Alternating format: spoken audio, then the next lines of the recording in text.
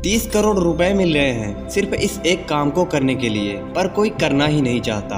आखिर क्यों? और हर महीने 2.5 करोड़ रुपए भी मिलेंगे अगर ये काम कोई करेगा तो। और काम क्या है? सिर्फ इस लाइट हाउस को गार्ड करना। क्या आप में हिम्मत है इस जॉब को करने की? और फ्रीडम इतनी है कि पूछो मत। आपका कोई बॉस नहीं होगा कि आप पे नजर रखे कि आप क्या कर रहे हो। जब दिल करे सो जाओ, जब दिल करे उठ जाओ, खूब एंजॉय करो, फिशिंग करो और मस्त रहो। मतलब एकदम ही फ्रीडम, जो मन में आए वो करो। और आपका काम क्या होगा जिसके इतने सारे पैसे मिल रहे हैं? आपका काम होगा ये मेक श्योर करना कि लाइट हाउस के ऊपर वाली लाइट सही से काम करती रहे। बस यही काम है जिसके 30 करोड़ रुपए मिलेंगे। लेकिन अनफॉर्चुनेटली अच्छी खबर खत्म होती है और बुरी खबर ये है कि ये दुनिया की सबसे खतरनाक जॉब है, जूमोन लाइट हाउस को गार्ड करना। क्योंकि ये समुंदर के बीचों बीच है। मतलब ये ऐसी जगह पर है जहाँ पर आपका बाहरी दुनिया से कोई राब्ता नहीं होगा। इससे पहले कि आप इस जॉब के लिए CV भेजो, उससे पहले ये भी सुन लो, यहाँ पर अकेलापन तो महसूस होगा ही, लेकिन रातों को सोते हुए जब समंदर की लहरें इस लाइट हाउस से टकराती हैं तो कब्र में सोया हुआ मुर्दा तक डर जाता है।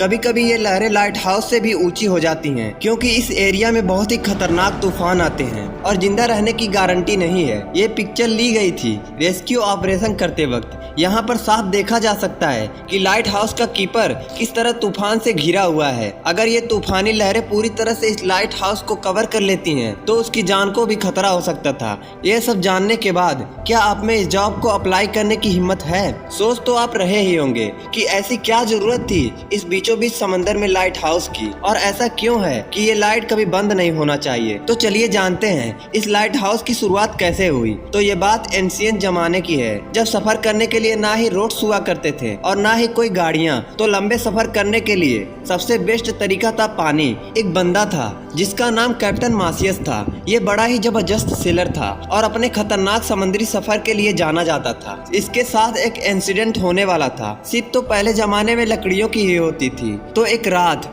कैप्टन पानी में बहुत ही अंधेरे जगह से गुजर रहा था। तभी पानी के नीचे बड़े रॉक्स आ गए, जिसकी वजह से उसकी शिप में सुराख हो गई और शिप फौरन उलट गई और उनको बहुत ही ज्यादा नुकसान हो जाता है। इस इंसिडेंट के बाद कैप्टन ने सोचा इस प्रॉब्लम का कोई ना कोई सलूशन तो होना ही चाहिए, ताकि इस खतरे को पहले ही देख सकें और इस प्रॉब्लम से बच सकें। दूसरी तरफ ओशियन को देखें तो सबको पता है कि ओशियन कितना बड़ा है, और सिर्फ पैसिफिक ओशियन का नाम सुनते ही लोगों को पसीने आ जाते हैं। जब पुराने जमाने में सेलर सफर करते थे तो उनको पता भी नहीं होता था कि अगली जमीन कितनी दूर है, इवन उसका रास्ता किधर है, उसकी नेविगेशन क्या है। नेविगेशन उस वक्त का सबसे बड़ा मसला था, क्योंकि ना तो कोई GPS था और ना ही कोई ऐसा सिस्टम था जो सेलर्स को गाइड कर सके रास्ते के बारे में। GPS इन्वेंट हुआ 1973 में और पब्लिक के लिए अवेलेबल था 1978 में। तो जरा सोचो ये लोग क्या करते थे।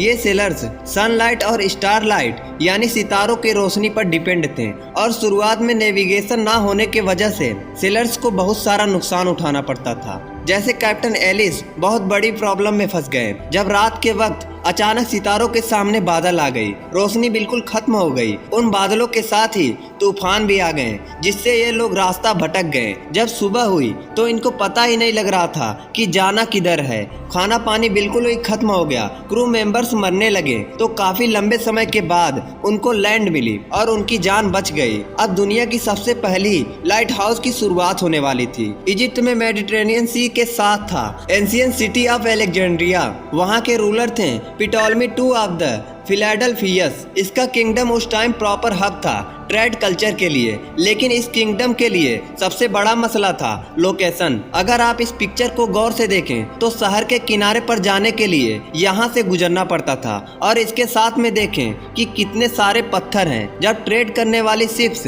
रात के वक्त यहाँ से तेजी से गुजरती तो ये पानी के नीचे मौजूद नोकदार पत्थरों से टकरा जाती थी और डूब जाती थी, और इनके कारगो भी जाया हो जाते थे, जिसकी वजह से इनके किंगडम को बहुत ज्यादा नुकसान हो रहा था। किंग पटोलमी ने अपनी सेफ्टी के लिए उस टाइम एक्सपर्ट और ब्रिलियंट आर्किटेक्ट सोस्ट्रेटस और सिविटस इन दोनों को बुलाया और उनसे इसके सॉल्यूशन के लिए मदद मांगी, और उन दोनों ने मिलकर बहुत ही जबरदस्त प्लान बनाया। तब दुनिया का पहला लाइट हाउस बना, जो one of the most greatest engineering marble बना एंशिएंट वर्ल्ड, जिसका नाम था द फेरोस अलेक्जेंड्रिया। इस लाइट हाउस में आग जलती थी जिससे मीलों तक रोशनी जाती थी और हर वक्त ऑयल और लकड़ी की सप्लाई दी जाती थी। इस वजह से इसको दुनिया के 7वें एंशिएंट अजूबों में से एक माना गया था। इस लाइट हाउस के बन जाने के बाद सेलर्स बहुत ही खुश होते हैं क्योंकि वो पथरीले पानी को आराम से पार करने लगे। इस तरह यह दुनिया का पहला लाइट हाउस बन गया। इसी तरह पूरी दुनिया में लाइट हाउस का कॉन्सेप्ट फैल गया। जो शुरू में मैंने आपको बताया था